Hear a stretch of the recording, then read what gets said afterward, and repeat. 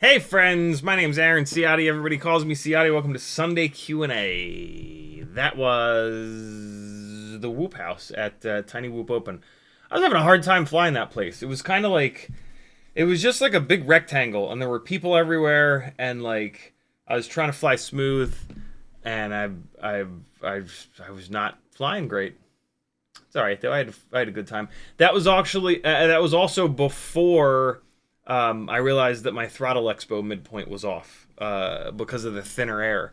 It was off by like 6% or so, which made a huge difference. I was reminded because I just went into the OSD here on my other monitor and fixed it, and then things were a lot better.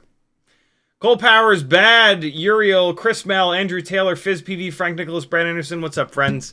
Early crew in the house. Hey, today.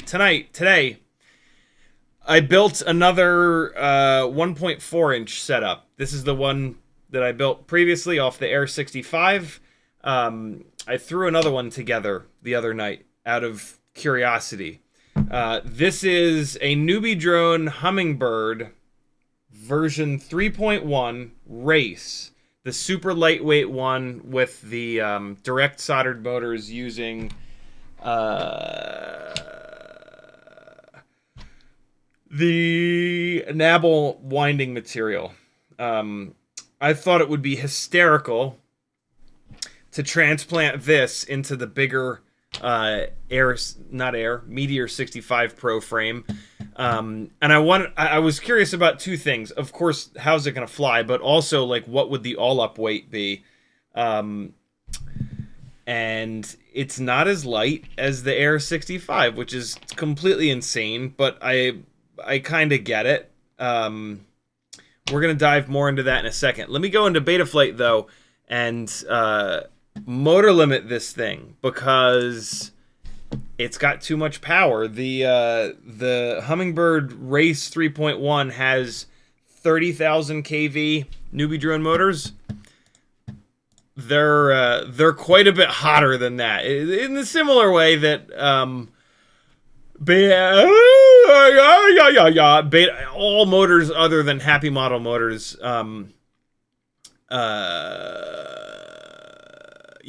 Happymodel tests the kV for their motors differently than everybody else. And so the kV numbers that we're kind of used to seeing, 30,000, 32, 36, 40, those are a little high. So when you've got a newbie drone motor that's like stamped 30,000 kV, it's going to perform like a 35 or 36,000 kV Happymodel motor. And so this setup with these one big old 1.4 inch props, it actually makes too much power. Oh! It actually makes too much power. So we're going to throw a quick 90% motor output limit in here just to kind of get this thing under control. I was doing like all of my flying at super low throttle, and then when I went to full throttle, it went hurtling across the room like its pants were on fire. So we're going to get that taken care of. That is also going to take care of the throttle mid situation. It had so much power that the throttle midpoint was all the way down at 22. That doesn't feel great. I'm going to take a guess and move it up to 25. Hopefully it'll be 26, 27, 28, but this is just an initial guess that I'm kind of taking here. Filters are fine. Looks like this is a BMI 270 gyro. Q factor pretty low. Let's just bump that up a little bit. All right, cool. So now this should be a little bit more comfortable to fly. I put like 2 batteries through it the other night just to make sure that it wouldn't rocket off to the moon. And then I stopped flying it so that you guys can kind of see me adjust to it and get used to it. And so, yeah, we're going to do that in a little bit here. If you want to talk directly to me in the chat, all you got to do is type CiottiFPV. If you do that, it'll light up an orange, and I'll know that you're talking to me. You can do that with each other. If you want to get Uriel's attention, just type Uriel and spell it correctly in your chat message, and for him, his name will light up an orange. CiottiFPV.com is where you can support me. This is a totally crowdfunded thing here. This way, when I review stuff, I can tell you if it sucks or if it's great, and you don't have to ever worry about, you know, is he not saying the hard thing because X, Y, or Z sent him a bunch of stuff and he doesn't want to piss him off and have him not send me stuff anymore. So if you want really good quality reviews, that's kind of what you have to do. It'll cost you as little as $3 a month to get on the train and get into the gangly gang, the collective, whatever you want to call us. It's right here on Patreon, as it says. It helps me the most. $3 a month, 10 cents a day. You know that I have saved you a little bit of money. Let me get some of that. Send it my way. I'll keep saving you money. Help me help you, friends. Here's the live streaming schedule. Etsy has a bunch of stickers and hardware that you can buy that you're going to love. Fiverr, you can work one-on-one with me. Teespring, you can get some fun shirts and other random apparel. PayPal, if you want to support me directly. Discord, if you'd like to join in on all of the coolness with the greatest group of people in FPV as far as I'm concerned. Searchable live stream transcript website. Very, very cool stuff by Craig. And then a whole bunch of affiliate links here. Change your bookmarks to affiliate links for all these websites. There's no reason not to use affiliate links, and get rid of the application Honey if you have it. Amazon, Get FPV, Pyrodrone, Race Day Quads, Newbie Drone, WeBleed FPV, Beta FPV, FPV Cycle, Hasingi, Oh My God, Brain 3D, HDZero, Flywheel, Mix, Banggood, Camera, Butter, AliExpress. That's how you support me for free, my friends. Click thumbs up, do all the YouTube things. That helps as well. I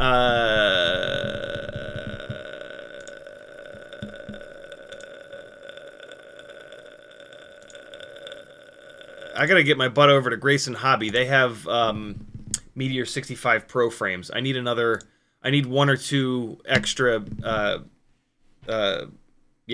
Meteor 65 Pro frames if I'm gonna be flying these things hard.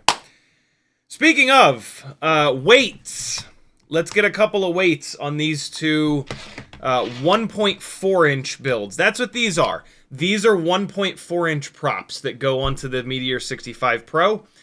Regular 65 millimeter builds use 1.2 inch props. 75 millimeter builds use 1.6 inch props. That's what we're gonna start calling these things. 1.2, 1.4, 1.6. These are 1.4. Kind of unbelievable. It's a good thing that 0702s have enough grunt for these Gemfan 1.4-inch bi-blade propellers, because it gets us better disc loading, more propeller size for the same weight, and that makes it float a little bit more. Previously, so this is something that I was hoping to get from all of the 1S 75mm motor-to-motor 1.6-inch prop builds that I dove into way back when, that I never quite got, because when you go all the way up to a 1.6-inch propeller, even if you get a bi-blade, it's too heavy for these 0702 motors. And so then you got to decide, do you go all the way up to 802, which is significantly heavier, or do you try to go somewhere in between with 0603? I tried that and much more. I tried 702, I tried 702.6, I tried every motor size that was out there and a ton of different KVs. And the long and short of it is that with a 1.6-inch propeller, you have to go to a motor that's significantly heavier than 0702s. That makes it a lot harder to fly inside the house, and it breaks your stuff more often because it gains a bunch of weight, right? Like, the motors get heavier, quite a bit heavier. Then you have to back that up with a battery that's quite a bit heavier. And then the all-up weight for the rig goes up by like 4, 5, 6 grams, which is...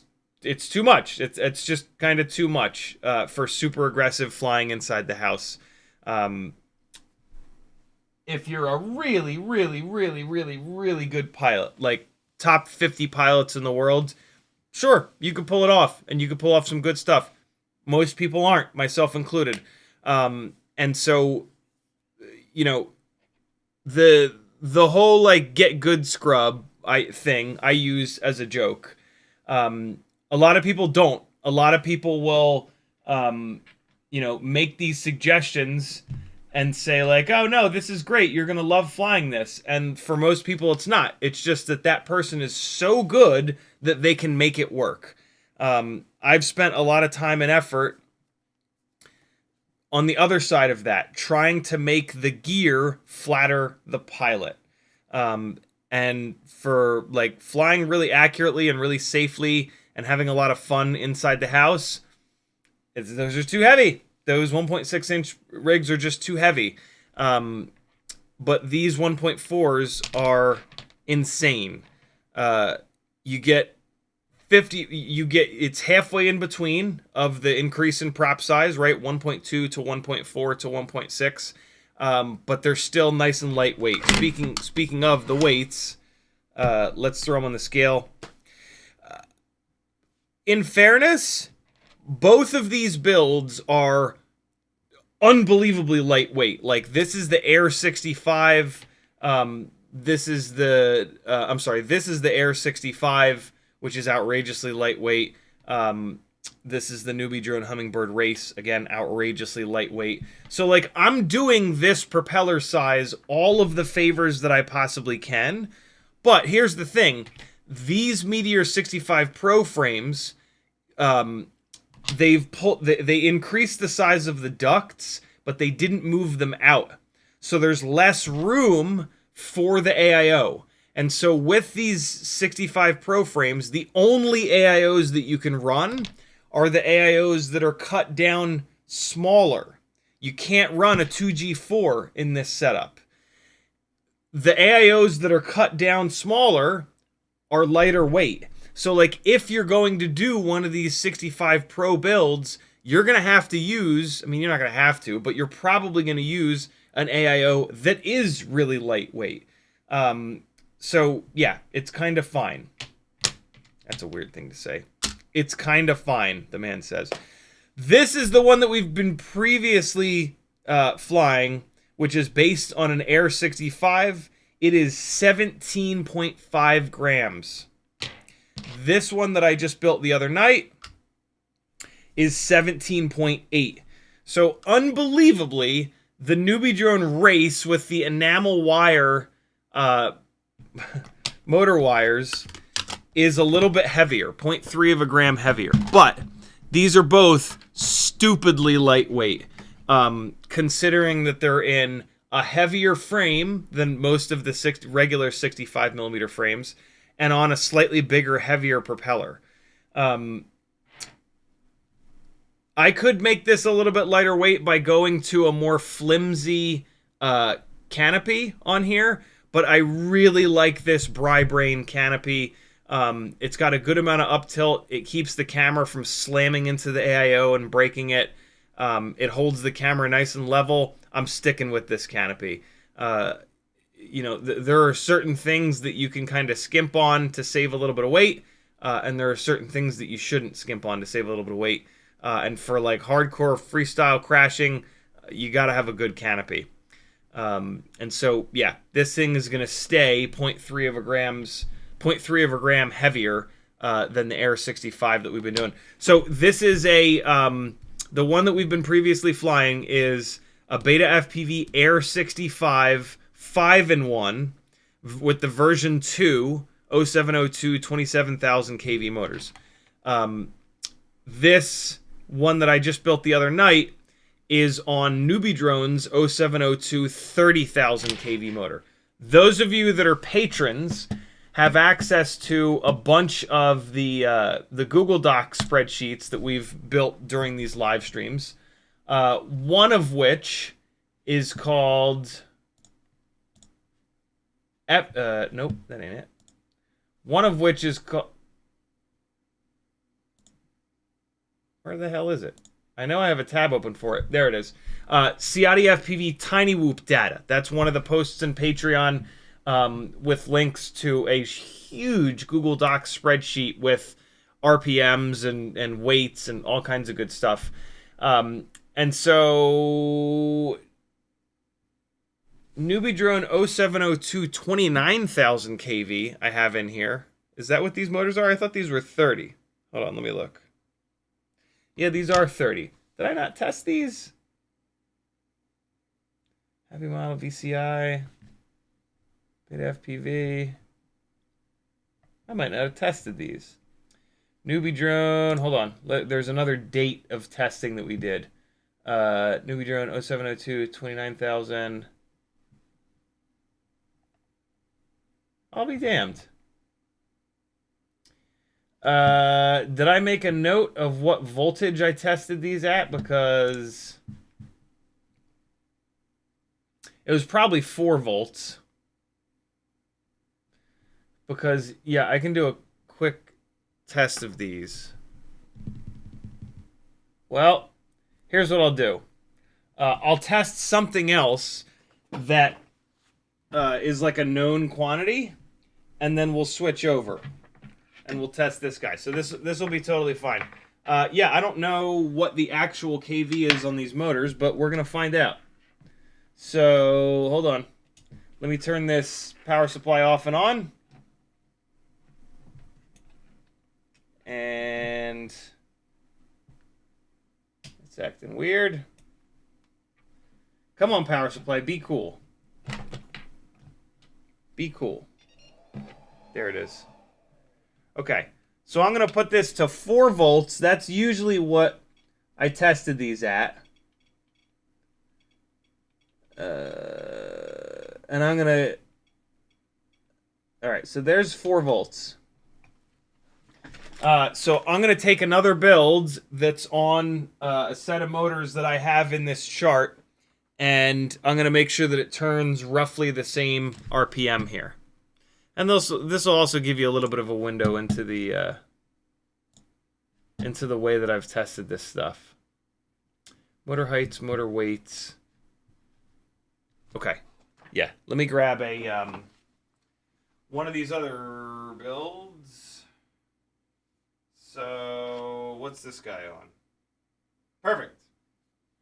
This guy's on Happymodel 702 40,000. So I just need to pull a propeller off, because to test KV testing is done with no load on the motor, which means you have to not have a propeller on, right? Because that's going to push a bunch of air. Oh boy. Hold on. Let's try one of these other props. That one is not coming off without a fight. Oh god. I didn't drill these props out enough before I put them on. Oh god. That was scary. I might have just bent the hell out of that motor shaft. Okay, so I got one of these motors off. We're going to get this plugged into Betaflight and go into the motors tab and spin it up and see what RPM that we're getting. All right, so here we go. And here we go. So I've got a power supply supplying exactly 4 volts. I've got the propeller off. And then I'm going to hook this up to USB. Oh, come on, get out of there. And then what we're going to do is go into the motors tab and spin the motor up at 50%. There is a limit to how fast the 8-bit ESCs can turn any motor. And we've gotten beyond that limit with these high kV motors on these things. And so in order to do these kV tests, you have to do it at 50%. Otherwise, you're going to max out the... otherwise, you're always going to get the same 85,000 RPM. So we're going into motors. It's motor number 1 that doesn't have a prop on it. So all we got to do is click I understand the risks. And then here we're going to go page up for power. 2, 3, 4, 5. 50%. 64,900. 1, 2, 3, 4, 5. 64, 65. 64 to 65,000 RPM, which is a little bit low. Last time I did that test, it was pulling 70,000 RPM, which means that I might have the nope, voltage 4 volts. I do have it on 4 volts. I have it in one of the columns here. So let's do this. Let's put that prop back on. And I'm going to grab another build with 40,000 kV, 40,000 kV motors, and we're going to test another build. So hang on. I want to try to... Wow, that's way different. That's annoying. Hold up. Yeah. No.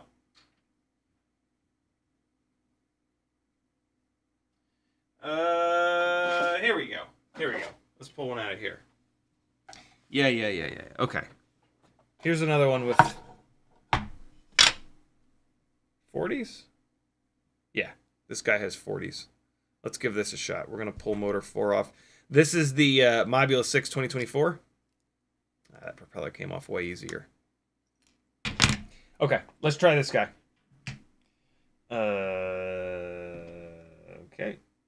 Get you out of here. Get you out of here. I don't need this anymore. All right, hang on.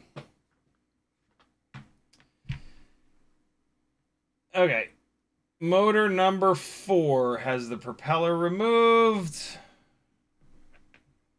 And giving it 4 volts constant. There we go. Okay. Let's connect. Come on. Come on.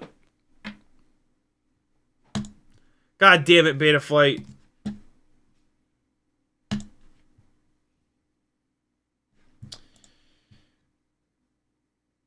Sir Dragston, thank you for the super chat. Give me 1 second. Let me just blast through this, and then we'll talk about that. 1, 2, 3, 4, 5. Wait, shit. That was a motor that had a propeller on it. We want motor 4. 1, 2, 3, 4, 5. There we go. 69, 70,000. 70,000. Okay, great. So we're still good to go here. This is the correct testing sort of procedure. That other rig is just having a hard time. Those 40,000 kV motors are kind of hurting for some reason. That's weird. I need to take a look at that. So, all right. 4 volts is correct. And so let's see what kind of kV these newbie drone motors do. So I'm going to have to pull a propeller. We're going to pull motor 4. And same deal as a second ago. We're just going to plug this in USB. Feed it 4 volts constant. And all right, so it's motor 4. Connect. Hummingbird RS. Motors. I understand the risks. Motor 4. 1, 2, 3, 4, 5. So that's... Wow, that's ridiculous. Hold on. So the Happymodel 40,000 kV motor is doing 70,000 RPM in here. This is I'm about to spin up a newbie drone 30,000 kV motor. Watch this RPM. Give it, look at it, look at it. Look at it touching 70,000. It's bouncing back and forth between 68,000, 69,000, and 70,000. Newbie drones motors are so under spec. The numbers stamped on the newbie drone motors are so low. When you compare them to Happymodel, like that's wild. 2 motors, one of them stamped 40,000, the other one stamped 30,000, are turning the same actual amount of RPMs. Like, that's insane. But that also explains why this thing is, you'll see in a little bit, so overpowered. So I know that I turned on the motor limit, but the motors tab ignores that. The motors tab does not take the motor limit into account. So I'm not going to fly this anymore on the full Magilla. But yeah, hold on. Let me add this to the chart here real quick. So I'm going to grab this and I'm going to cut that. Wait, no. So hold on. I'm going to take this whole line. I'm going to cut this whole line and I'm going to insert no, we're just gonna paste it. Oh my god, what the hell? Okay, so then we're gonna go I'm gonna add NBD 0702 30K, and the average was 69,000. There we go. Okay, cool. So yeah, that's wild. That makes a lot of sense. That makes a lot of sense from when I was flying this at super low throttle values to try to keep it from rocketing into outer space. So yeah, we're gonna fly these two. I got 6 batteries. I got 6 discs loaded up. If I have 6 discs loaded up, what band is it? Somebody will get it. Somebody will get that reference. Always got it loaded up in here. I got 6 discs. What movie, friends? What movie? And what's the name of the band?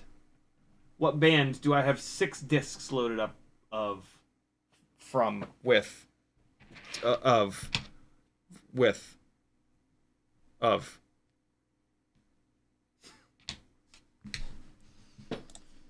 Nope. Nobody got it yet. Somebody's got to get it.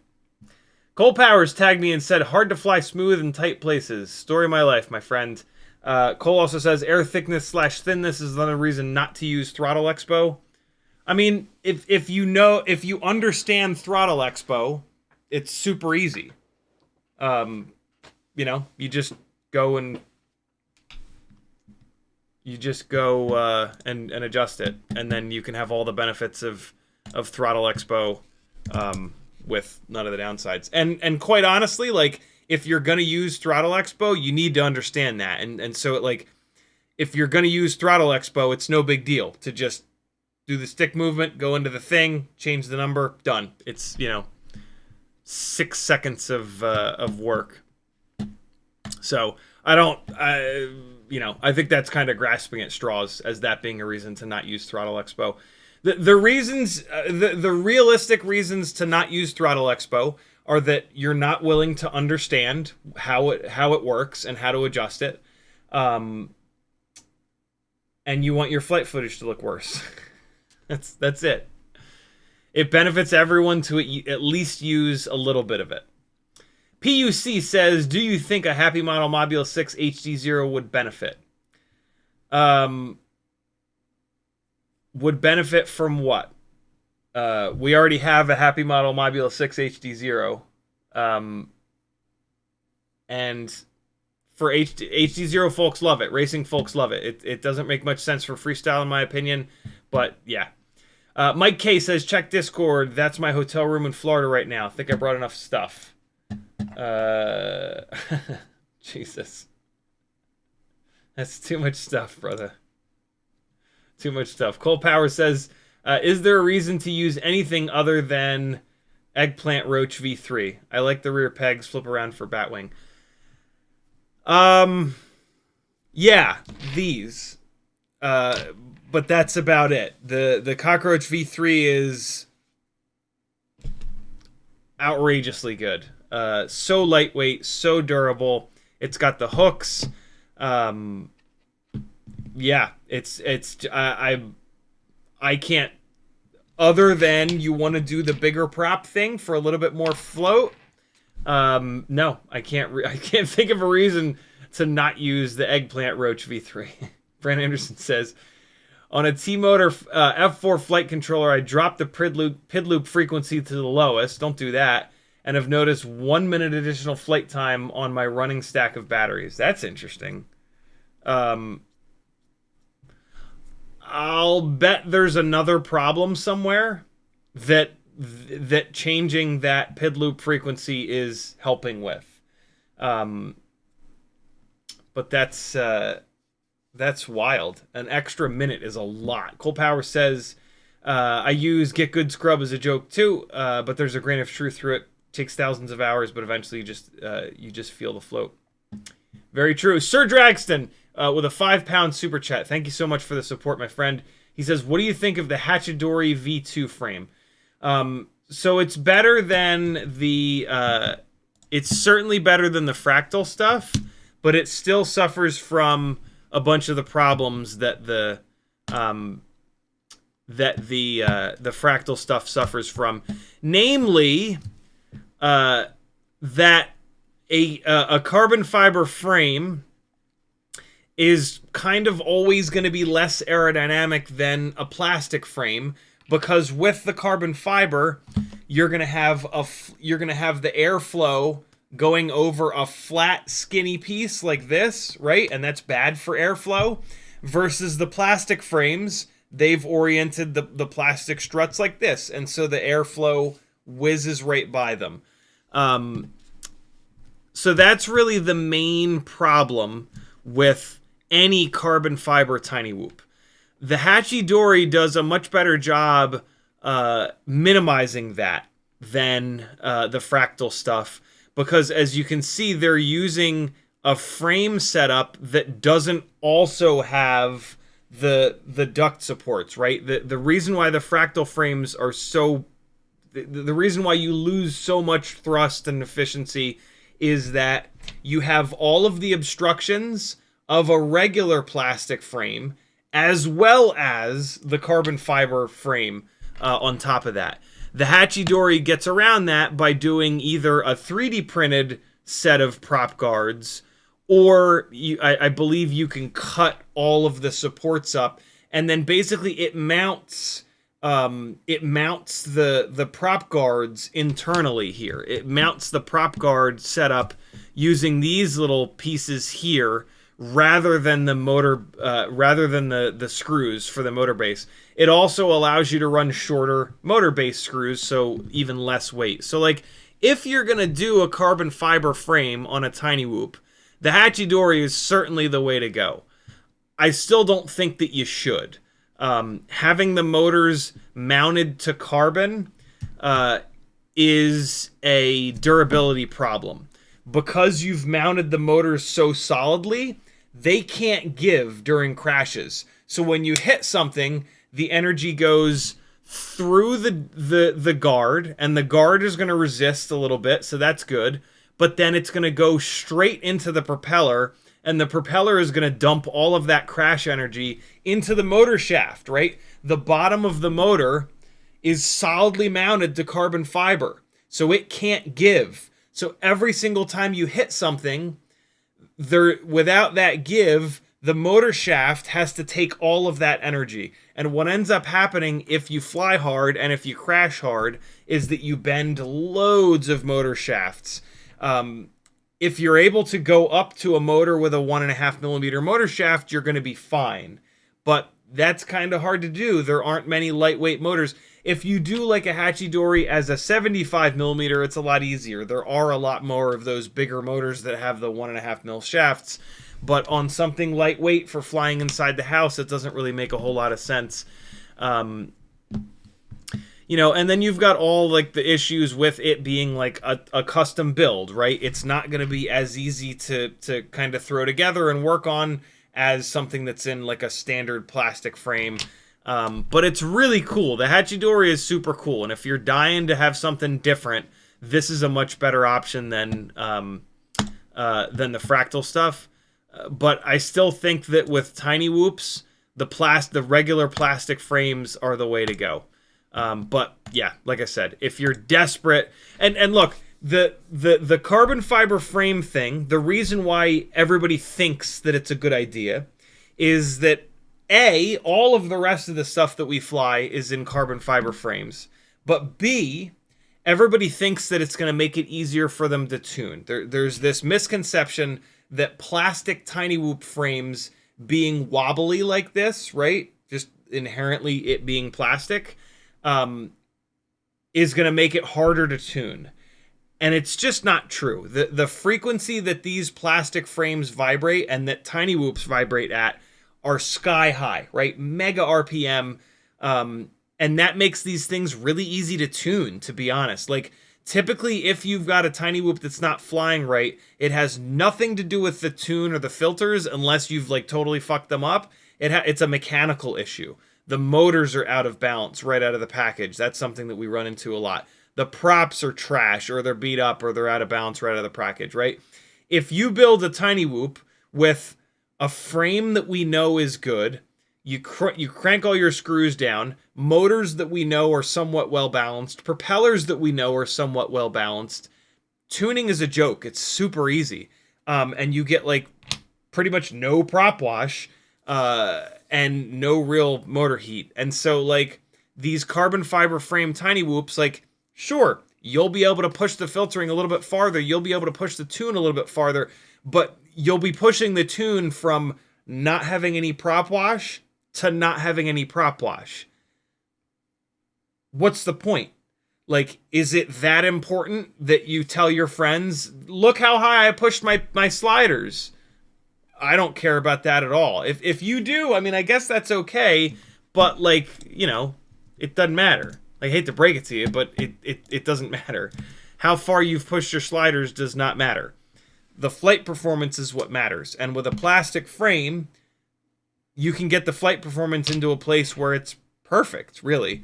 You know, you don't see any racers running any of these carbon fiber frames.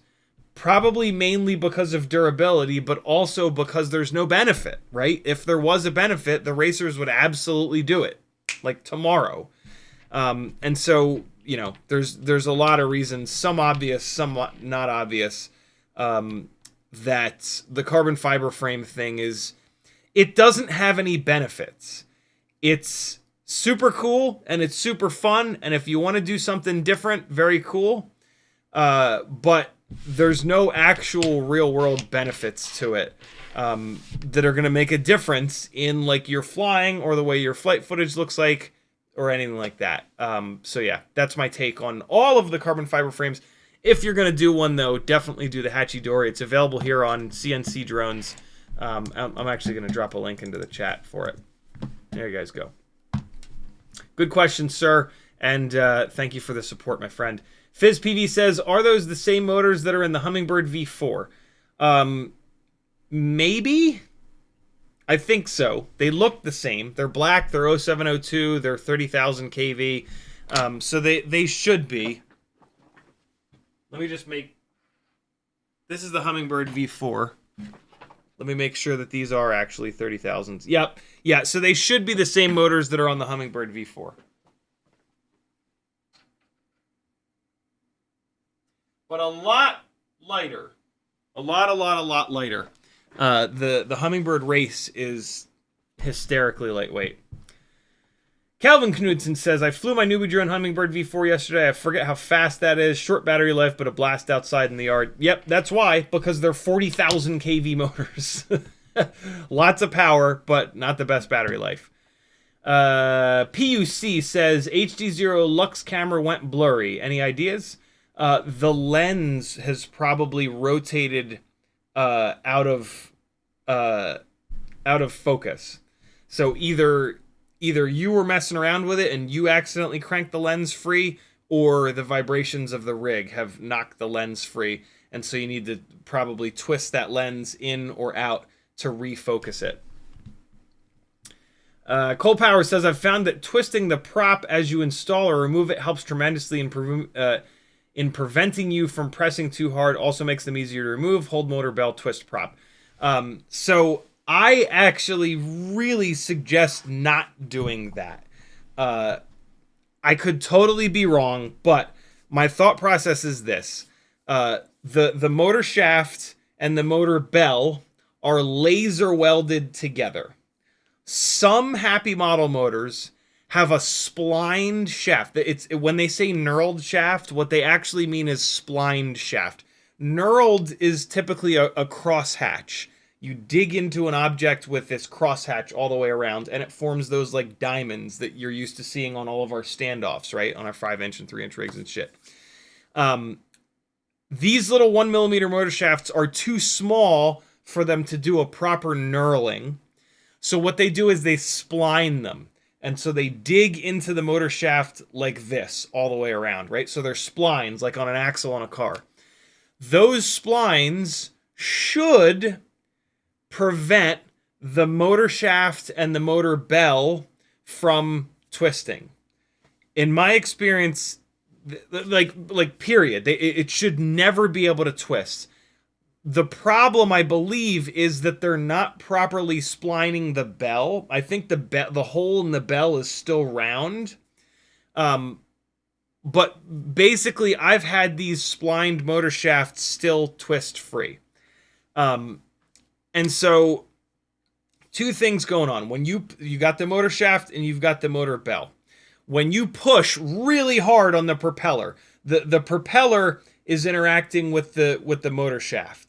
And so when you're pushing a propeller on, the plastic of the inner diameter is on that motor shaft, is like grabbing onto that motor shaft. And if you push really hard on that propeller, it will push that motor shaft down through the bell, and it'll break that laser weld. I think that is the main way that we wreck the motors. There's no reason to ever do that again, because you can just go onto my Etsy store and buy a 0.99mm drill bit and then drill your propellers out so that never happens. When you twist the propeller, it seems to help you not have to push as hard on the motor shaft, or pull if you're removing the propeller. But the problem is that you can put a lot of twisting force. If you look at like the length of the lever that a propeller is, right? The motor shaft is 1 millimeter. It's tiny, tiny, tiny, tiny. And then you've got this lever on the propeller that's like really long. And so even twisting the propeller a little bit seems to put a load of force on that motor shaft. And those splines, even if you have one of the motors that's splined, those splines are not enough. A lot of the motors don't have those splines. So it's a round motor shaft laser welded to a round hole in the bell. And I've had more motors slip motor shafts and bells that because I used to rotate the props. And at some point I stopped doing that because I had this hunch. I stopped rotating the props. And since that point, I have had less slipped motor shafts and bells. Causation is not correlation, right? It could totally be a coincidence, but the long and short of it for me is that you should not rotate the prop. You should not push too hard on the propeller. You should spend $4 or whatever the hell it is and just drill the props out. We don't change propellers often enough for it to be super time consuming. And so, yeah. Not twisting the propellers is... twisting versus not twisting the propellers as you put them on or take them off is not going to drastically change the number of motors that you ruin. The problem is the inner diameter of the propellers is too small. The end. So, like, fix that problem, right? This is the fix for that problem. The fix for that problem is not, like, twisting or not twisting or, like, you know, chanting something as you do it, right? And it's an easy fix and it's a cheap fix, and, like, so that's kind of where I'm at with it. So yeah, I don't recommend that you, especially on most tiny whoop motors do not have the splined motor shafts. If you have one of the WeBleed motors or one of the newer Happymodel motors that does have the splined motor shaft, that might help a little bit. It might actually not help because of the way the bell is designed. I'm not totally convinced that the bell is splined, because what it looks to me like... Do I have one of those? I think I have one of the splined motor shafts right here. I do. It's hard to see it because it's so small, but what it looks like to me is that the splines go inward. Yeah, I can't tell. It's so small.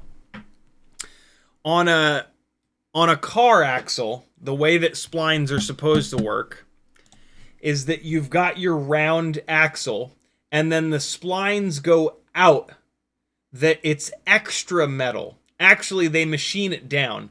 They machine it down so that they start with, let's say, a 2-inch tube, and then they machine it down, but they leave the splines. They leave the splines tall. What it looks like they're doing on these motor shafts is they're taking a 1mm motor shaft and they're grinding into it. If you grind into it, that's not going to be nearly as effective as if the splines are coming out, right? Because if you grind into it and then you have to run that motor shaft down through a hole in the bell, that hole in the bell is bigger, right? And so you run that motor shaft down that hole in the bell, and then you get to the splines. And now the splines kind of have less meat for that laser weld. Maybe or in that laser welding process, some of the metal from the bell goes into the spline, right? That's a good thing.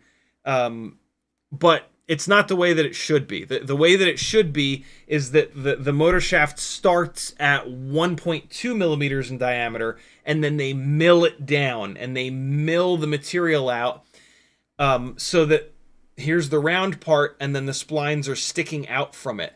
And then when you ram that down the motor bell hole is not going to be able to be round. It's going to have to be like a little star-shaped hole.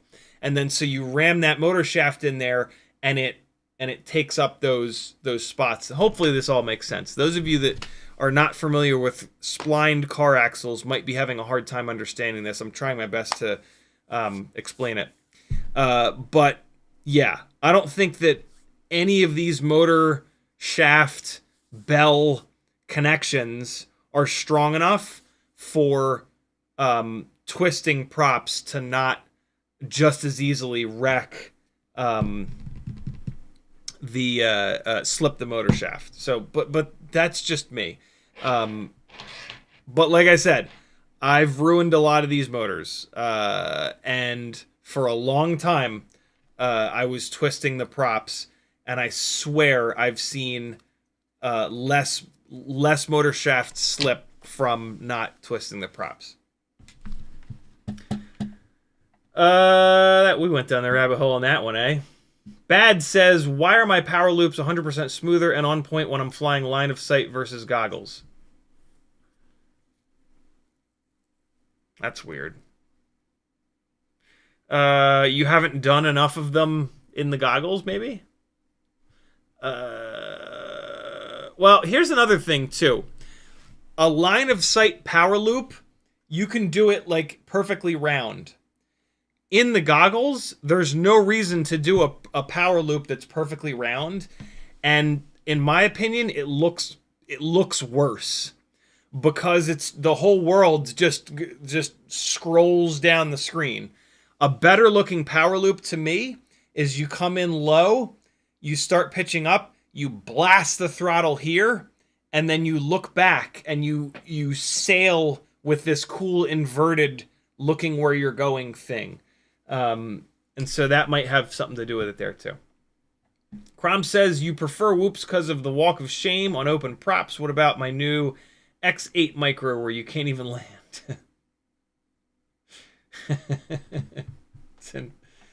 It's in the micro brushless. Oh my God, Crom is doing an X8. That's silly looking. Battery on the top, battery on the bottom. What's that? 2 tiny trainer frames? That's ridiculous looking. Look at this, friends. Look what Crom's working on. What a nightmare. That's actually pretty cool. Can't land it, can't crash it, can't do anything. You get one shot. That's actually pretty cool. I like it. Yukon FPV says the Newbie Journey website has the motors listed separately, both 0702 30,000. Yep, they're the same motors. Kololo says still enjoying the bamboo printer. You know, I did a whole bunch of printing, and then I haven't touched it since. But I actually do need to fire it up one of these days and do some more stuff. I'm starting to run out. I really need to get. That actually reminds me. I forgot to get these onto the Etsy store. I need to take pictures of this stuff and get it up on the Etsy store. Thank you for the reminder.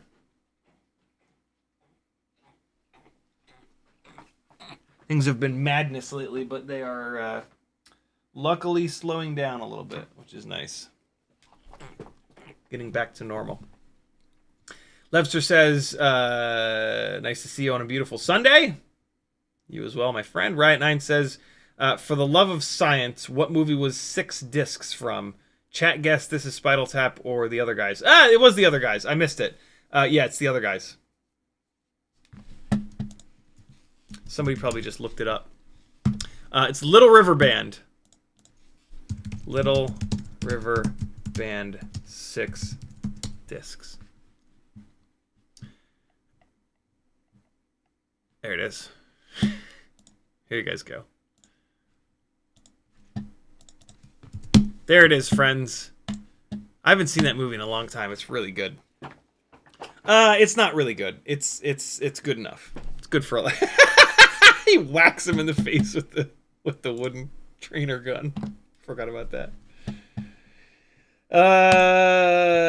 Uriel says, can you support axle from beneath when putting props on? Not easily, because you've got like all that. So you would basically have to, you'd have to take like a 1.5 millimeter driver or something. You'd have to get it. Actually, probably do it with a 2 mil. Christ, you can almost do it with a 2.5. Can you? Huh, it's not a bad idea. You would take a driver like this, you put it down on the table, and then you'd push the prop on. The problem is getting it back off. Getting the props off is the main reason that you don't want to put propellers on with too much force is because then getting them off is a disaster. And you'll do just as much, if not more, damage trying to get them off, if you can even get them off. So it's really important not to push too hard on propellers when you're putting them on, for so many different reasons. But yeah, the answer to your question is yes, you could. Uriel says they have measurements for such pressure, combo, axle, and ...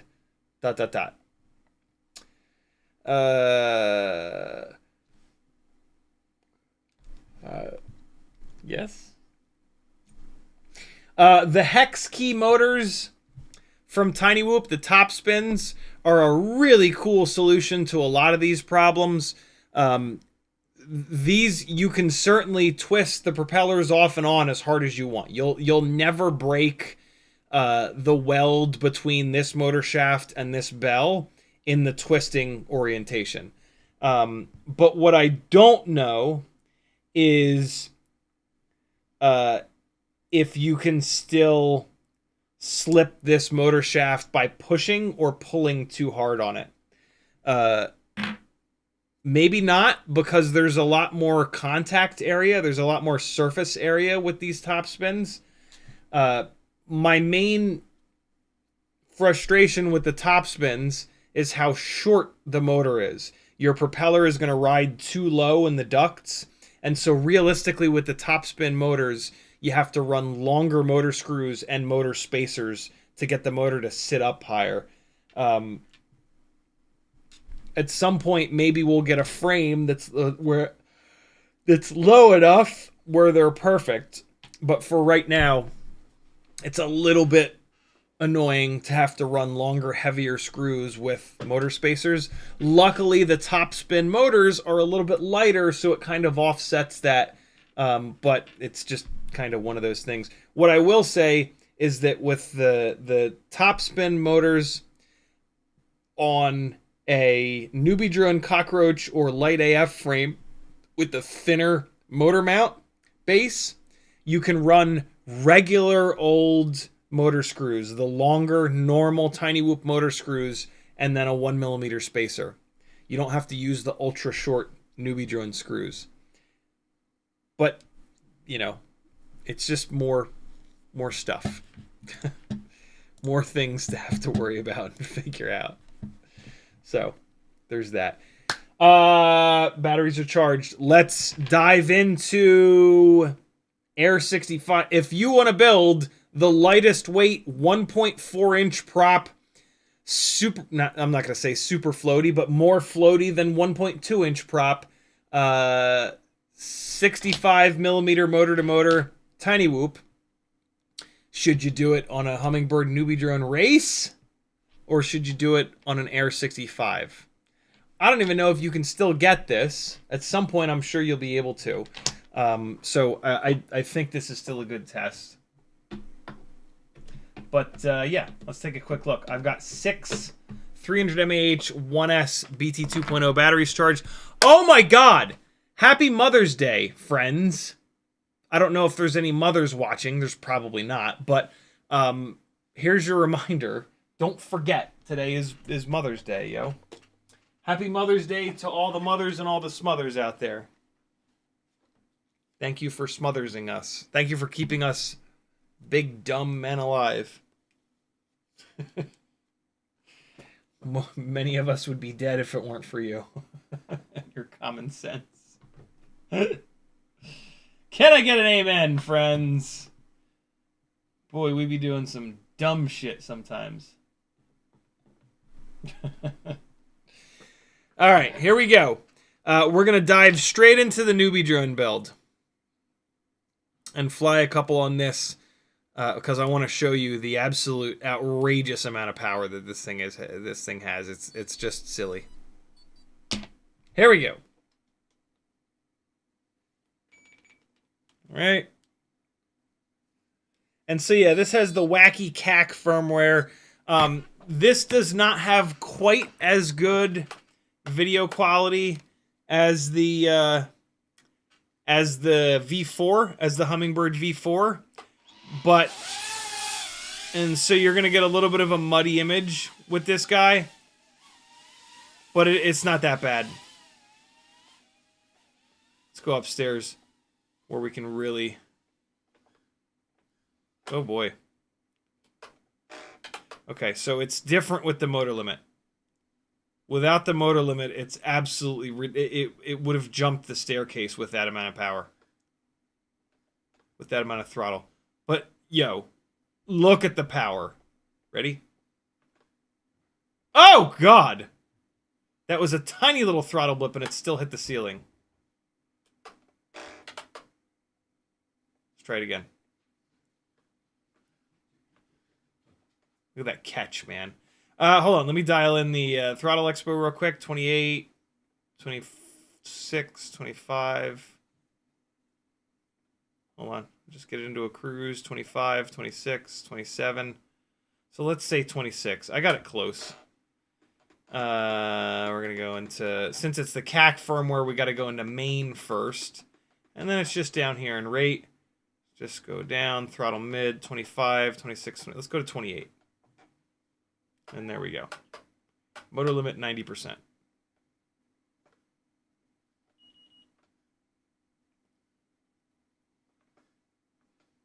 Oh my God. So the float is really nice. The power, this amount of power with this motor limiting now is much more sort of normal. The other night when I was flying this at 100% motor limiting, which is basically 40,000 kV motors with these bigger 1.4 inch props, it was just too much. This feels really good though. Yo, that was tight. That was real tight there. Happy Mother's Day. Oh wait, no, this is graduation stuff here. It is now Dr. Maggie to all of us peasants.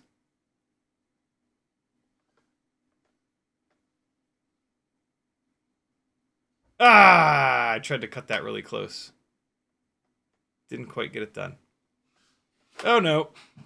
I don't know what I was thinking on that one.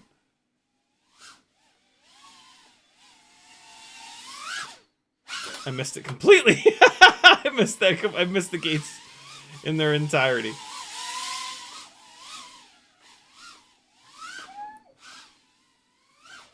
Oh God. It is an adjustment, man. These things make so much power. Look at that. Look how it stops, though. And, like, look how it just doesn't prop wash ever at all. Oh, God, Teddy. Those things are a surefire sign that the response time is good enough. Like, a complete lack of prop wash. Look at that runtime, too. 2 minutes and 50. That's really good runtime.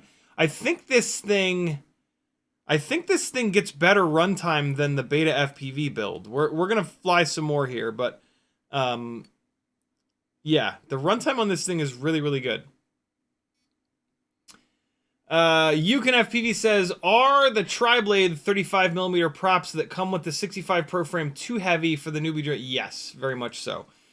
So if you're gonna do this 1.4 inch prop adventure, there are only two propellers that are gonna work.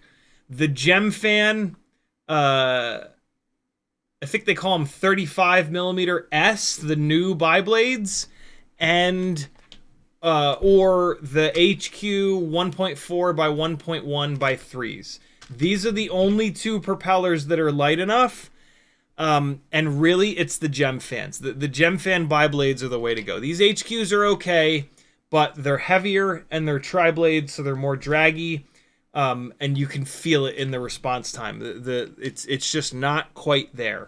If you absolutely love a tri-blade, that's the way to go. Although, to be honest, stay with a 1.2 inch. If you love the way that tri-blades fly, I don't think that you should do this. I think that this 1.4 inch prop setup only really works with these Gemfan tri-blades because they're light enough where an 0702 can get the response time out of them. And so, yeah, I think that this is pretty specific to this. I am going to spend more time with these tri-blades to see if I can make them work. But at the moment, I think that these Gemfan bi-blades are the way to go, for sure. Kelvin, Uriel says, congrats. Kelvin says, saw the stream last night. Pops looks happy. You seemed happy. He's a nerd. I see where the soldering iron twang came from. He was for sure soldering his own antennas back in the day. Yeah, my dad's the best, man. I'm so lucky. This is the battery that we just ran. We're just going to keep running this thing because I'm really curious about the run times. It doesn't make much sense that this would get more runtime than the Air 65 builds because these motors make a bunch more power, but they're different motors, so they might just be more efficient motors. This rig is also heavier. The Air 65 setup is lighter weight. So, kind of weird, but I ain't going to complain about more runtime. Let's spend some more time with it.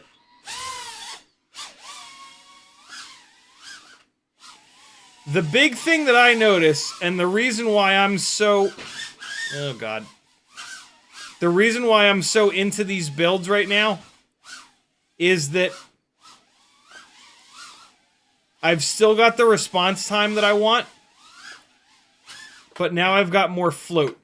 I don't, from the bigger props, I don't really care about the amount of power. We've had the ability to make enough power on 65mm rigs for a long time now. This is all about the float. What the float does is it gives me a little bit more time. Come on now, to crash into stuff. It gives me a little bit more time. Now, that off throttle time is everything. So every time you go zero throttle,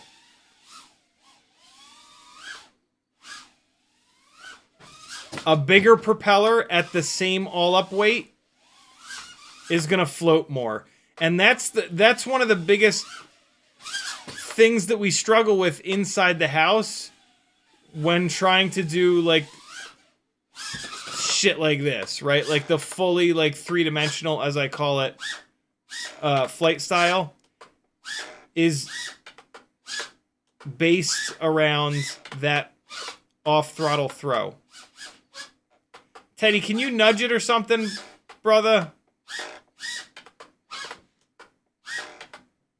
Hit it. Hit it, dog. Get it. Teddy, hit it. What was that? He just yelped completely on his own. What was that, buddy? He was like walking away and he yelped. What are you yelping about? Is he upset that it's stuck? That'd be pretty cool. I thought he was on team eat the damn thing. But it was as if he was, it was a friend and he was like, help it. Look at the haircut on this dog. Have you ever seen a more German animal?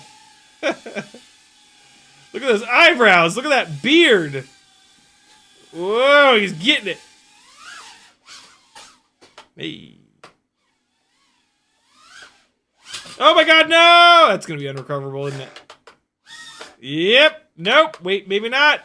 Oh my god, get out of there. Come on. Yeah. Oh god! Oh, come on now. Oh, come on now.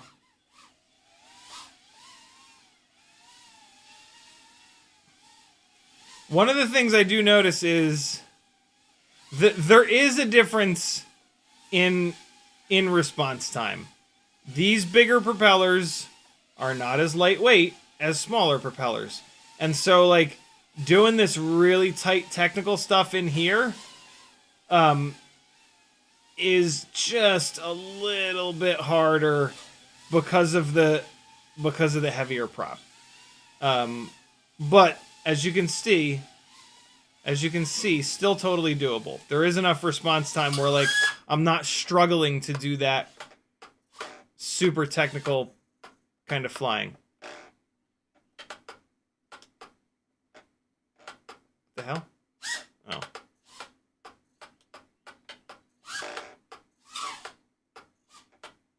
I think it has impaled itself on the, it sure has!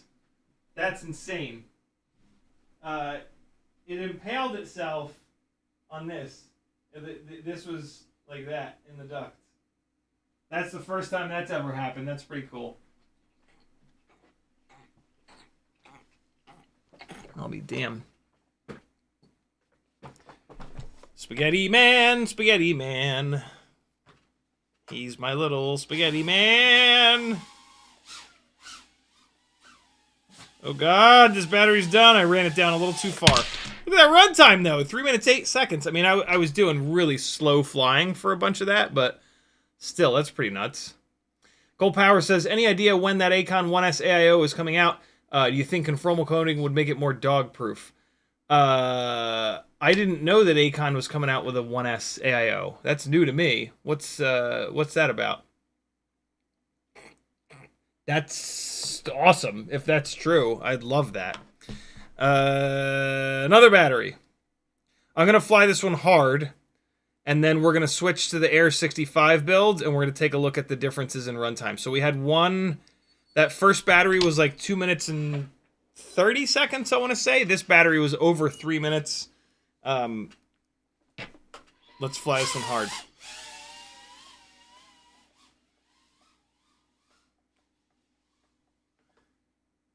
There we go. That's the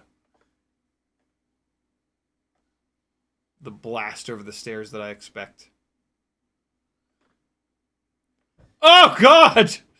Just really, like... Oh, God! Really trying to make the most out of the float that I possibly can.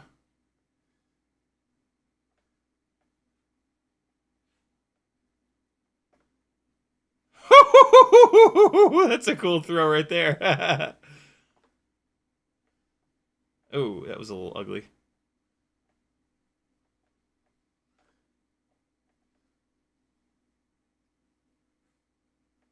we go again. Nope, didn't throw it quite as high that time. Oh! Ooh, a little bit of prop wash on that one.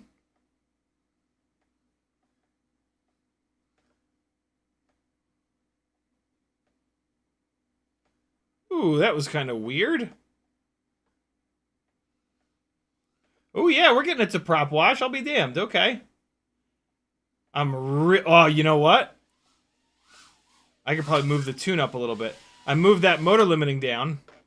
I can probably... Oh, look at that. Oh, right. They put this into the CAC firmware.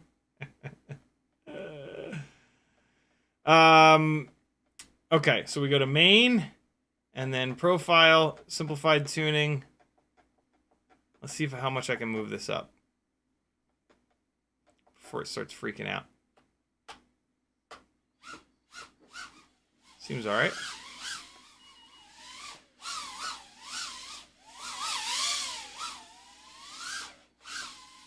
Ah, shit.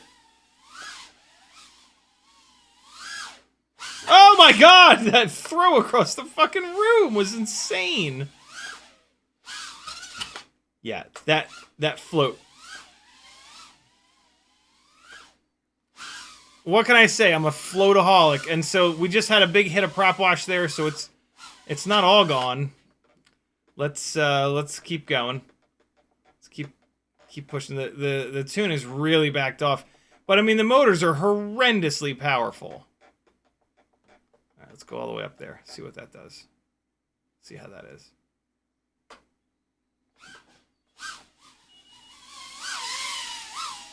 Seems to be all right.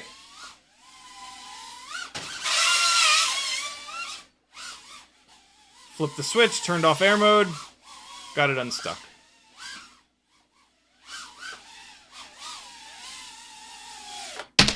Flying it hard. All right, back down to like 2 minutes 18 on that one.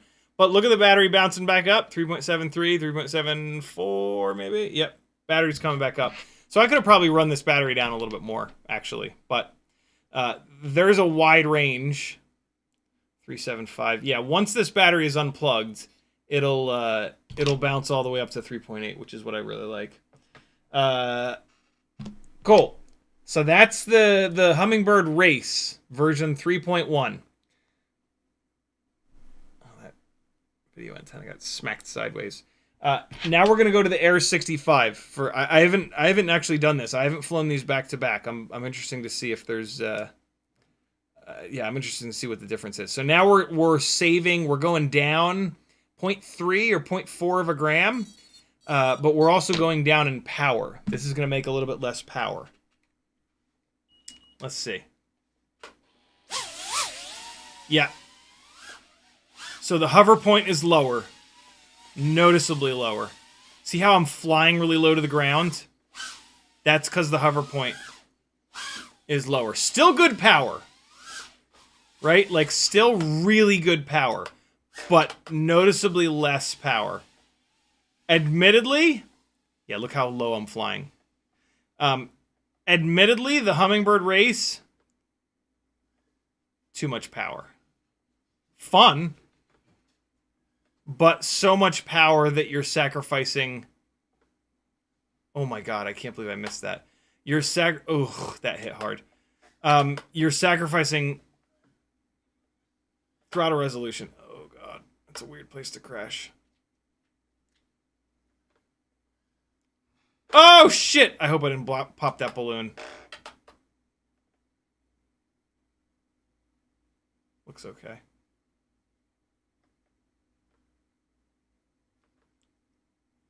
Oh, God! No! It was all going so well. Uh-oh. Uh-oh. Everything's fine. I love the hang time with these bigger propellers. Ah, shit! That would have been so fucking cool. Oh my god, I ran right into the TV.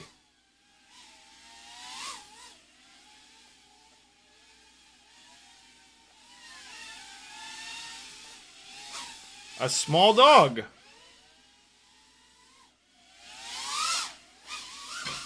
Great. Great. Oh my god! Suck it, Trebek! Minute and 49. Yeah, see, look at that. Big difference in runtime. 371, 370... Nope. 371. Maybe it'll creep up to 372? Yep. But it's pretty much there. Wow, yeah, okay. Air 65, less runtime for some strange reason. My guess is just that these motors are a little bit less efficient. Zotek's in the house. What's up, WeBleed?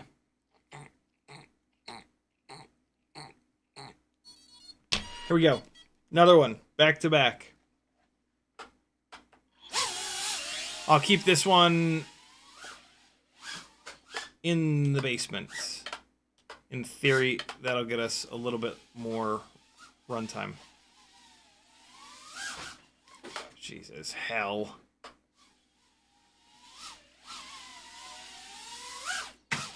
Oh my god.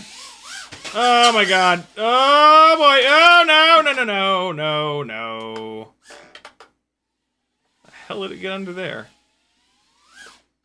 Oh. Better. No! Yes. Oh my god, I didn't even get it into the dive tunnel. Teddy! There's a fan over there that I'm not used to. Oh my god! That was insane! I like backflipped up into it and then it knocked me out in a really cool way.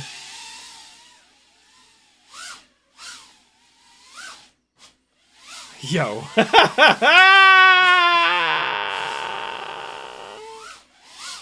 Oh! No! Yo, we were shredding that newbie drone cube. Oh, just donged it. Did you hear me dong it? Oops, that was just... There we go, that's what I wanted to do. I went in there with, like, no momentum. Ooh, that was interesting.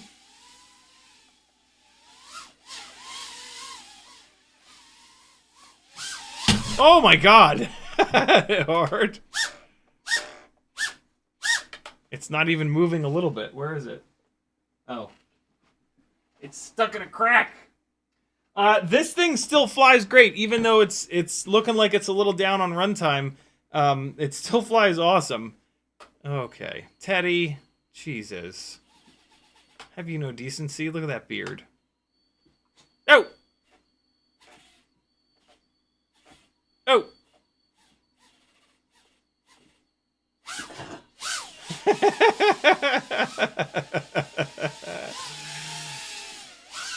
Teddy snarls are the best snarls. Oh my god, we haven't done a mirror flip yet. Oh my god! It does the best mirror flips! Holy shit, that's the best one I've ever done. 2 minutes and 20, but the battery is a little bit higher. 361, 365. Oh, no, it's not. 67. Well, yeah, 2 minutes and 20. So, big difference. Big difference in runtime between these two rigs. Which is kind of crazy. I would not have thought that. Because this one's lighter. But, you know, differences in a lot of different things. Two totally different AIOs, completely different motors. I don't think that the tune has much to do with it. If anything, the newbie drone rig is a little bit more over-tuned. I can tell when I chop the throttle and I turn it really hard, it won't leave the motors all the way down at idle. They'll kind of wind up a little bit, like they're like the tune is on the edge with this. The tune with this is not on the edge. So yeah, could just be a motor efficiency thing. Really hard to tell, but yeah. The race spec build has more power and more efficiency, which is weird. Not weird. It's unusual. Also known as weird. Is this the one that I just flew? It is indeed. Let's do one more, just to kind of back that up. One more on the Air 65, and then we'll bounce back to the newbie drone race. But as you can see, these fly really, really good. More grip on these bi-blades than the 1.2 inch bi-blades, right? Like these are a bigger propeller, so they're going to grab more air. And so if you want something that's super slidey, the 1.2 inch bi-blades are the way to go. The HQ 1.2 by 1.2 by 2s. If you want something really grippy, the 1.2 inch tri-blades are the way to go. If you want something in between with mega float, it's these, man. These are really fun to fly. They're pretty specific builds. There aren't a ton of AIOs that are going to allow you to do this build, but there are some. The key with this build is lightweight. But luckily, the only AIOs that you're going to be able to do this build with are lightweight AIOs. Like the Air 5-in-1. Oh, now that's fucking cool. Now that I have air mode on switch, I can get out of that. Hold on. That opens up some interesting... Air mode is off. Pitch forward. Oh, fuck you. Ah, that's too cool. Yeah, that's too cool. If I let go of the air mode switch, though. Why does it still let me do it? Hold on. Air mode is now on.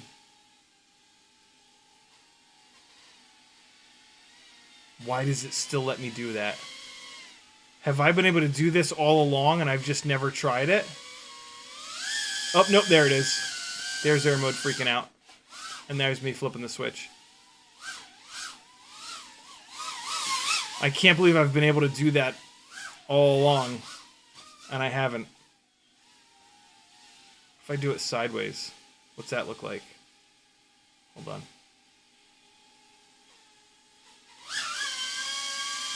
Doesn't look as cool. Air mode off. That's pretty cool.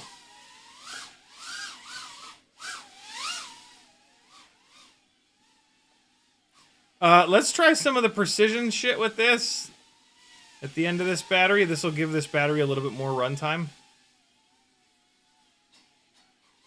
Clip the antenna on the top of the bar cart. On the front and back. Ugh.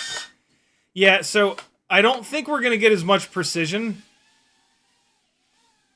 from this.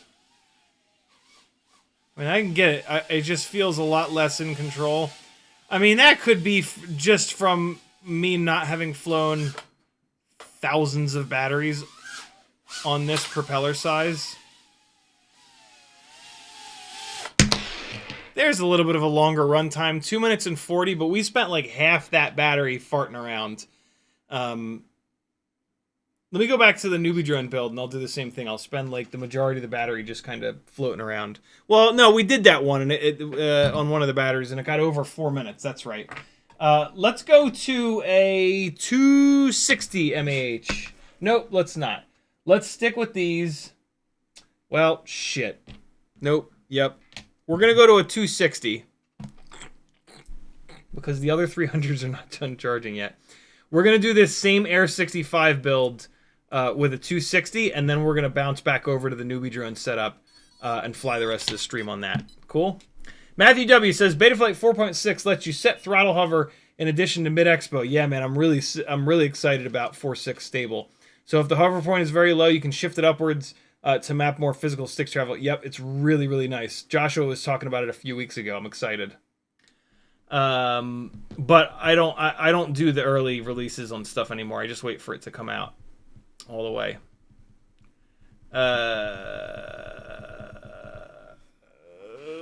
All right, 260.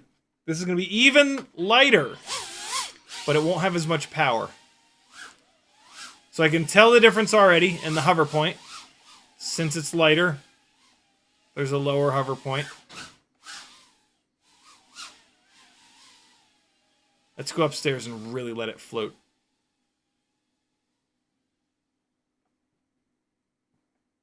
Here we go. Oh, look at it. Look at it just hang. Oh, boy. That is just... Oh, God, I didn't clear the railing. Eventually, I cleared the railing. Oh, no. Don't eat the plant, bro. Oh, God! Come on, now! You can't tell me that's not the sexiest thing you've ever seen. Yep! Hold on. Let's get a good one. Ah! Oh, God. Right into the thing. Let's try another one over here. Oh my God, I didn't throw it straight up. Oh. Oh. Oh. Stop it. Oh, that would have been so cool. It was all lined up to drop into this cube. Teddy, hit it. Teddy, hit it. Nah, I'm good. Okay. I was trying to frame Teddy up. Instead, I crashed into everything. What? Stop it! Stop it! What? That was very weird. I have no idea what was going on there.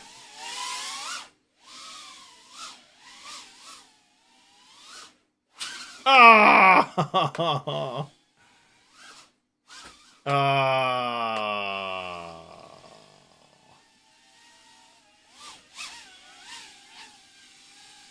Spaghetti monster. Look at those arms, though. He's got good arms. They didn't shave his arms all the way down, so he doesn't look like a spindly idiot anymore. What the hell? That was so goddamn cool. Okay, that's the new move. Hold on. Hold the phone. 2 minutes and 13 from a 260. That goes over there. All right, going back to the... Hey, also, you're getting to see CO3 camera versus old school newbie drone kind of video quality. The new newbie drone rigs have better video quality, though. Here you go. You'll notice this for sure. See the difference? See how muddy this is in comparison? Like, kind of muddy, kind of smeary. You can still see where you're going. But not as... Oh, not as well. Oh, God. Please don't fall back behind there. Thank you. Oh, boy. So, in comparison... Wow. Okay. This is a lot more power. This feels like there's less gravity. Like, legitimately just less gravity. It almost feels like there's more...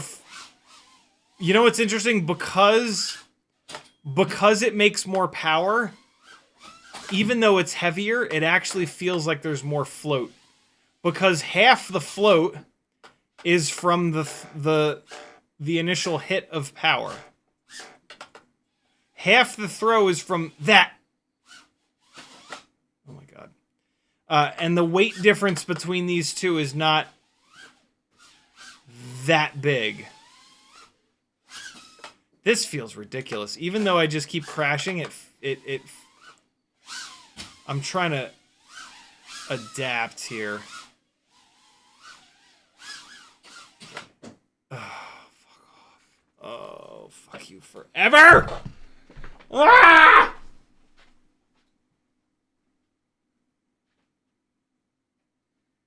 Ugh.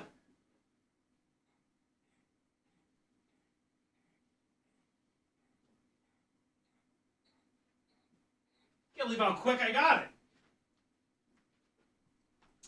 Yeah, this feels insane with this much power.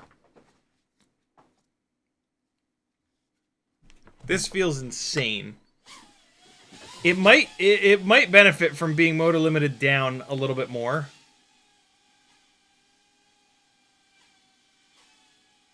Hold on. Let's get this fucker docked up real nice here. That's without the air mode switch. I can't believe I've always been able to do this. And I've never done it. But there will be a point. And that's the point of no return. And now I'm screwed. That was air mode switch. Zero throttle. Oh, wow. That's air mode off, off, on. It's still... even with air mode off, it was still freaking out there. You could see the... that was me hitting the switch. That was air mode coming off and on. And it was still stuck there. That was kind of interesting. Oh my God. Yeah, see, so it's like little stuff like that. Little stuff like this. Just the pacing of that. I just have more time. I have more time in the air because the propellers are bigger. and it's floating more. And it makes this style of flying, I don't want to say easier, but how about more dramatic? How about that? It gives you like a more dramatic amount of float. And that was on the 260, so that was like super, super, super lightweight. Boy, that is really fun. This has too much power though. Too much. A little bit too much. By contrast, let's do a 40,000 kV. No, let's do a 36,000 kV. I want to stick with bi-blades. This is... Wait, no. Don't I have one of these on... I have one of these on... Oh! Yeah. Here we go. 40,000 kV, so lots of power, on the 1.2-inch bi-blades. Let's do this real quick. Oh, shit, these batteries still aren't done charging. Well, they're at 4.35. They're almost fully charged. I just want to... Yeah, I've got a pretty good baseline. I've flown a bunch of those batteries. Now let's see. I wonder if you guys will be able to tell the difference. So this is now back to a CO3 camera. This is a Air 65 build with the Matrix, slightly heavier weight AIO. Happymodel 0702 40,000s. So...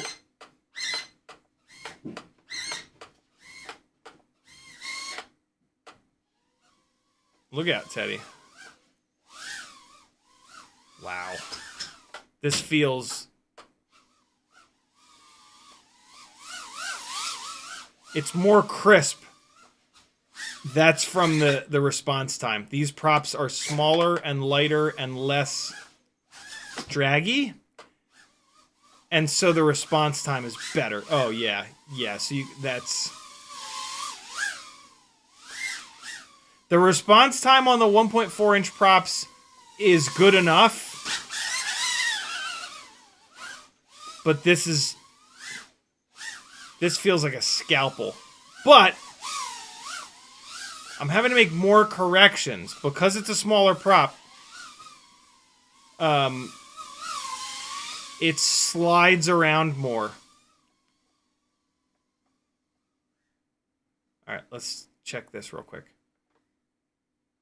It's also faster. Do you notice that it's faster? Still good amount of throw. Yeah, still good hang time. Oh no! Ooh, got lucky on that one. Didn't get lucky on that one.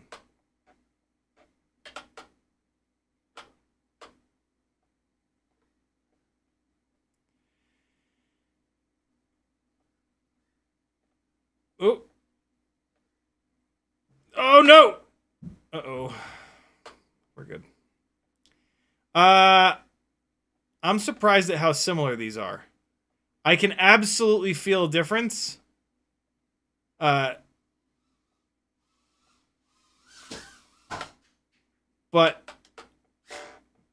pretty similar.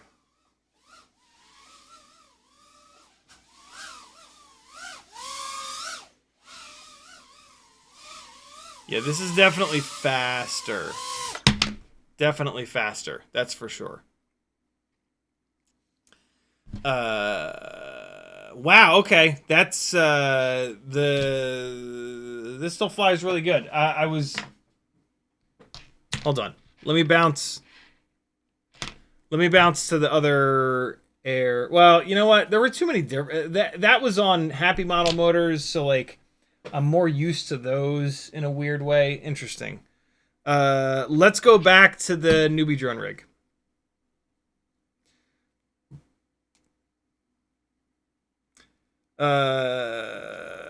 Helps if I put the battery in here correctly. All right. Newbie drone 1.4-inch prop rig again.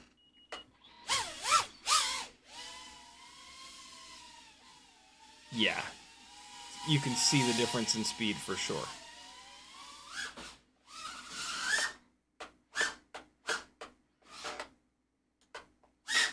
There we go. No, no, no! Fuck you. No! It's hard to adjust back and forth. Yeah, this is way slower. It just kind of slows down better. Let's see if I can fix that. Fixed it. Teddy's right behind me. There he is. Oh, he brought a toy. What toy did you bring, buddy? What toy did you bring, little boy? Oh, boy. He brought Santa scrap.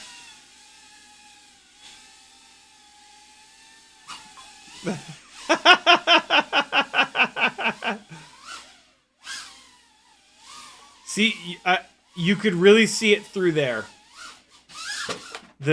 Just the slowness when playing here. Yeah. Like that. There, you could really see it. See that? See how it, like, I have a lot more time to, like, to get it to drop down into that cube. And to, like, figure out what the hell I'm doing. Like, which side am I going out? Right? Yeah. That's noticeable. I didn't do that power loop in a way that looked good. Nope. Didn't have that lined up. I like these a lot. I am going to fly these 1.4 inch setups a lot to really get used to this. And the more that I do that, the more noticeable it'll be when I go back to 1.2.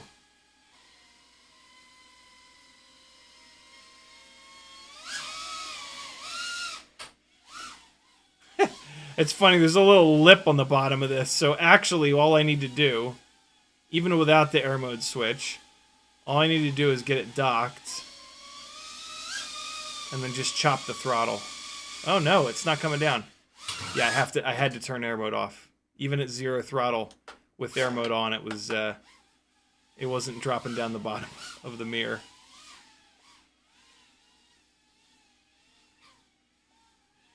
It is harder to fly. Well, let's see. Hold on.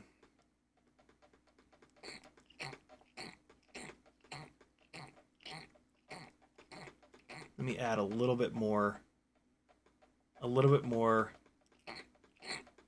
throttle expo. It doesn't have very much right now. All right. Let's see if that helps this thing. Oh boy, does that help. My God, the difference is so noticeable.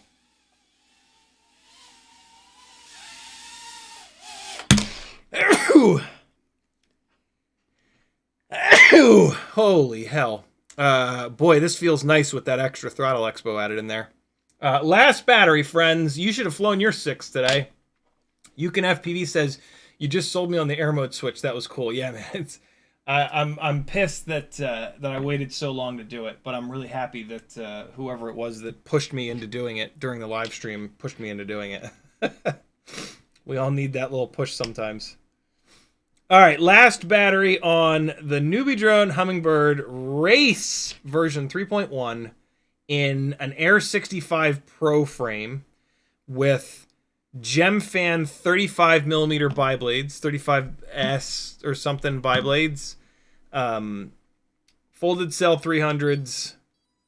That's it. That's the full build. Bri-Brain mount, 3D printed from Thingiverse. Last battery of the live stream, friends. Happy Mother's Day. Go celebrate with your mom. Or your kid's mom.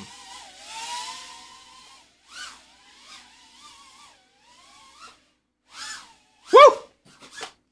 Alright, let's try to get... Let me dial it back just a little bit. And we'll try to get a little run going here. Or let me immediately crash. That works too.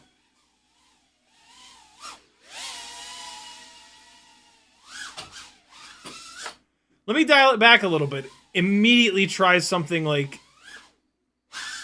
outrageously difficult. Fuck off.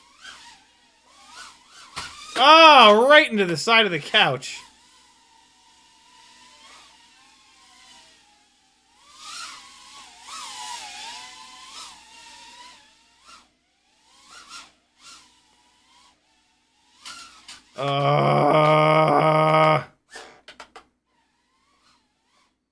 Some people get super offended that I crash a lot, so this is for them.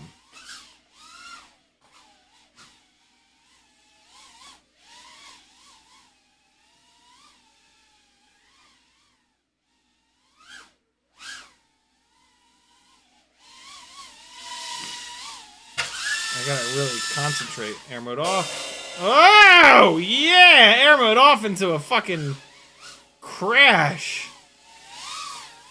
A crash symbol crash, not an actual, my normal style of crash. Oh, man, I hadn't crashed in a while. No, no, no! Oh, God, no! Oh.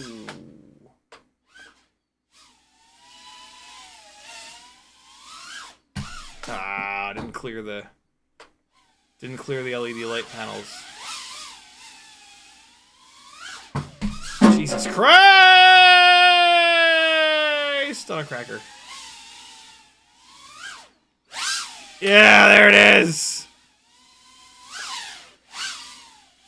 Teddy, you are in the danger zone, my fuzzy friend.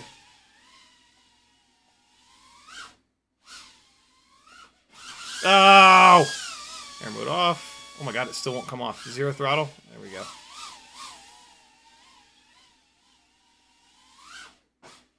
Oh, come on. What was that? Oh, come on! That's like 2 or 3 times in a row that I've just barely bumped the fucking... Oh, that was just terrible on that one. I'm trying to do a big Matty flip. There we go. Oh! I don't know if you can really call that a Matty. Let's try it again. There we go. Oh, that's a little bit better. Oh, bro! Ah! It's just more, I'm sorry, it's just more fun to try all the big gnarly stuff. Over 3 minutes blasting around the basement.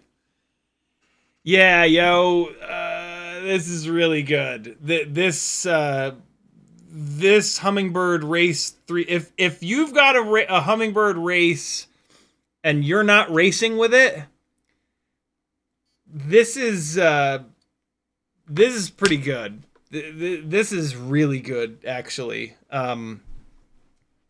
Converting an Air 65 into this setup is awesome. I'm having a blast with this, but boy, the little bit of extra power is really, really nice on this versus that.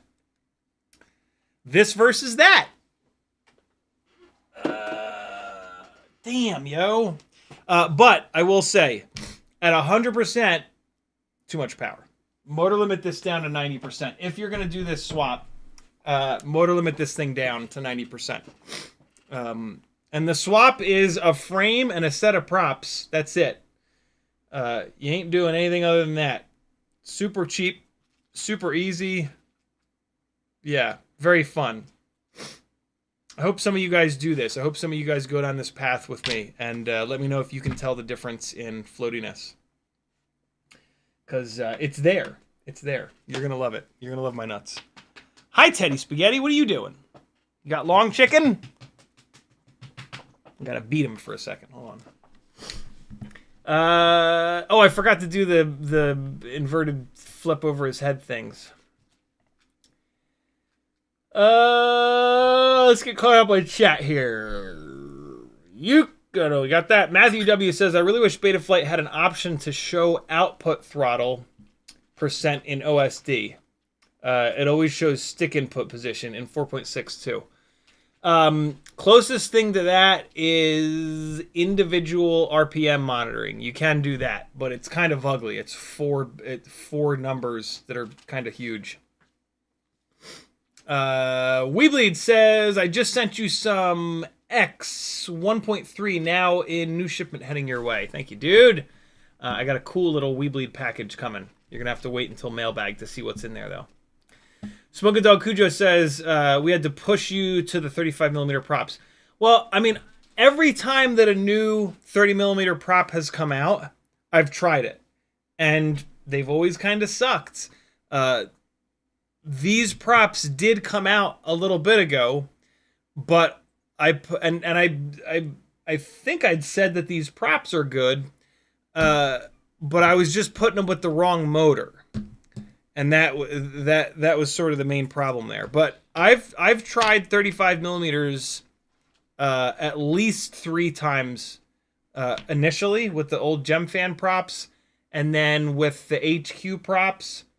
And then these new Gem fans, and now I guess is the 4th time that I've tried it with the new HQ props. So, and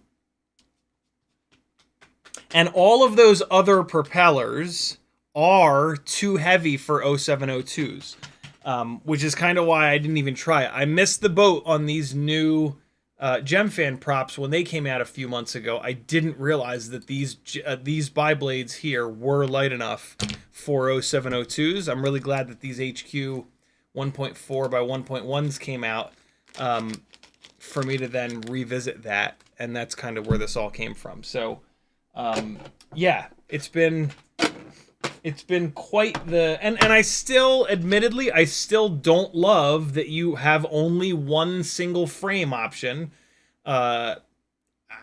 It has held up. It seems like maybe this Meteor 65 Pro frame is more durable than the Air 65 frames, because I have not had great luck with them. But yeah. Cole Power says, turning the crashes up to 11. Cole Power says, does crash recovery interfere with turning air mode off? Nope. Crash recovery triggers only when it sees a big G spike, and then all it does is turn the accelerometer on. It doesn't do anything with air mode. It just kicks the accelerometer on for 1 split second to find level, and then it turns right back off, and it's as if crash recovery wasn't even on. Good question. Christian M says, how do I solder the female connector to batteries? Just replace the balance lead? How do I solder the female connector to batteries? I need more to go off of here. Oh, BT 3.0. There we go. The next message. Yes, you just replace the balance leads. Yep.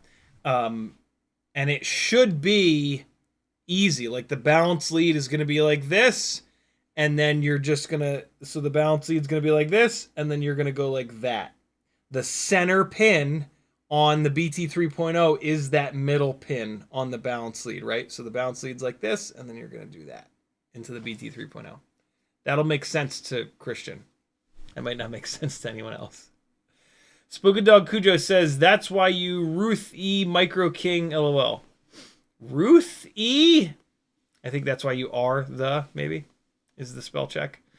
FPV says, I think I'm going to put my Hummingbird V4 into the 65 Pro. Do it, man. You got to unscrew the motors and the AIO, but then you just drop it in there. It's a super easy thing to go back and forth with. I wonder if it would help. I wonder if the racers would dig it. I don't know. I really don't know. But yeah, damn, dude. But the live stream title and the thumbnail and all that stuff, yes, too much power. It is too much. The hover point is too low, but 90% motor limit seems about right. It still had more power than the Beta FPV 27,000 kV 702s, and it might still have a little bit too much power, but it's very fun. So yeah, if you're gonna do it with the race, expect to have a little bit too much power. If you do it with the regular Hummingbird V4, then it's probably gonna be just about right, because it's gonna be a little bit heavier, and that little bit of extra weight is gonna take the edge off that extra power. maybe still motor limit it down to like 95%. These 1.4-inch props make a lot of power. You'll see if you do it. If you've got any tiny whoop build with an AIO that's undersized a little bit, right? Not like a 2G4 where it's just straight lines in between the mounting points. You might want to give this a try. It's like a $5 frame and like a $3 set of props. This is pretty cool. I'm really impressed by this. So the next one that I'm going to be doing when this WeBleed package gets here is going to be a Mobula 6 2024 that I've direct soldered a set of WeBleed 40,000 kV motors onto. And then I did a bell swap. You can buy just the 1.5 millimeter motor shaft bells from WeBleed. And I've bell swapped these motors. And HQ is making these 1.4 by 1.1 by 3 tri-blades in 1.5 millimeter motor shaft. The reason this is in this bag rather than being in a build is that this setup here with the 1.5 millimeter motor shaft, the only propeller option in 1.2 inch are the old school Gemfan 1210s, which they're just an older propeller. I don't like the way that they fly as good. I had this put together for a while and then I pulled it apart because I just didn't like the way that these old 1210 propellers fly.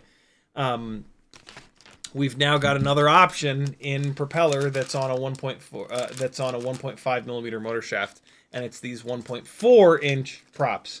I have a feeling that the propellers are going to be a little bit too heavy. I think that these Gemfan 35S, I think these are really the only propellers that make a ton of sense. But I'm going to try it. I'm going to try it out. I'm going to motor limit these down, of course, a little bit, and I'll have a rig that's specifically meant for those. So this is cool. I'm excited.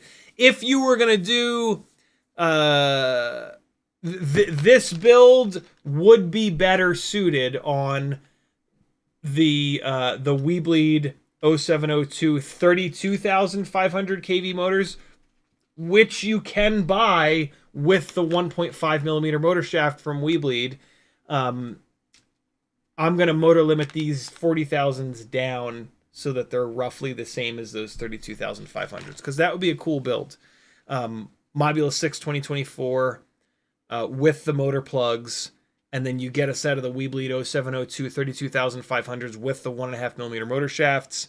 You get those HQ props, and away you go. That'll be pretty cool. My one worry is that the response, these HQ tri-blades are not going to have quite as quick of a response time as these Gemfan bi-blades, and so that might, yeah, we'll see. I can't wait to test that. You can FPV with the, no, we got that. Hold on. Cole Power says, can I build a tiny tricopter with my broken AIO? Maybe.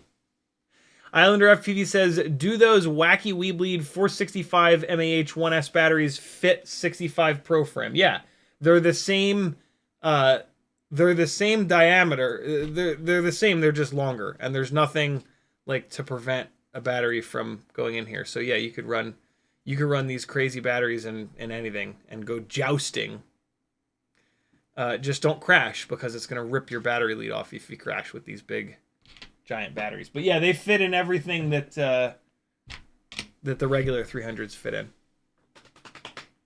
You can FPV with the last comment of the live stream. He says, I already have the frames, just need the bi-blades and new motor. I burnt one out getting stuck on a parking lot light at my work. Nice.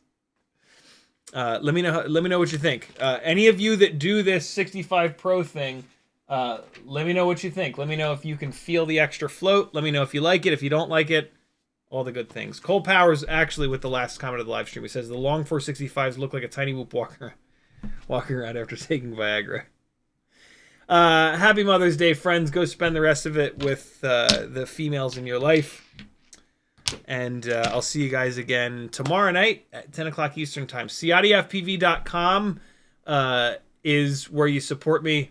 If you keep doing it, I'll keep telling you what to buy and what not to buy. Sound good? Join my Patreon, click some buttons, change your bookmarks to affiliate links.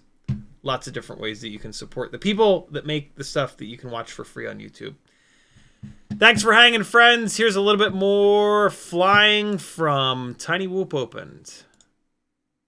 This is the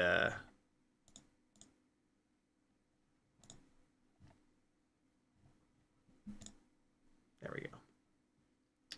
I don't know what build this is. Come on now.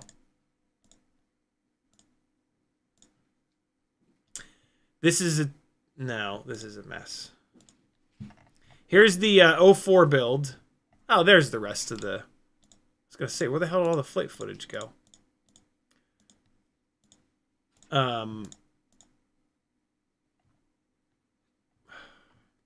Here's the 2S 04 rig, just owning outside. See you guys tomorrow night. Bye!